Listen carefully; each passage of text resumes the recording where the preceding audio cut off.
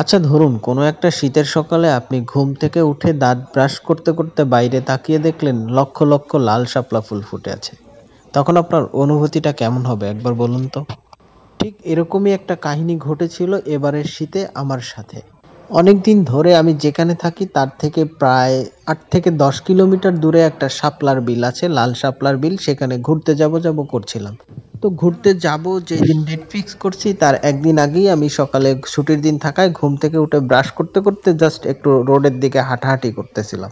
হঠাৎ করেই আমার চোখে লালের রাজ্যের একটা ঝলকানি লাগলো। এই লালের উৎসটা আসলে কি সেটা জানার জন্য আমি একটু নিচে নামি, নেমে একটু আগায় যেয়ে দেখি এখানেই লাল শাপলার রাজ্য।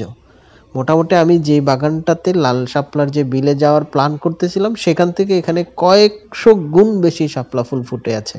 মজার ব্যাপার হচ্ছে এই জায়গাটা আমার বাসা থেকে সম্ভবত 2 মিনিটের রাস্তা হবে। একটু টার্নিং সাইড বিধায় এই শাপলার বিলটা কখনোই আমার চোখে পড়ে নাই। তো যাই হোক, সেই ব্রাশ হাতে নিয়ে ব্রাশ করতে করতেই চলে গেলাম সেই বিলের ওখানে। যে দেখতে পেলাম ওখানে স্থানীয় দুইজন পিচ্চি হচ্ছে শাপলা তুলতেছে, লাল শাপলা। আমি যখন দেখতে পাই তখন মোটামুটি পানি শুকিয়ে গেছে, এগুলো পরিষ্কার করে ওখানে ধান চাষ করা হবে। কথায় আছে বাড়ির পাশের লোকজন নাকি ট্রেন মিস করে বেশি। এখানে আমার ক্ষেত্রেও সম্ভবত সেম ঘটনাটাই ঘটেছিল।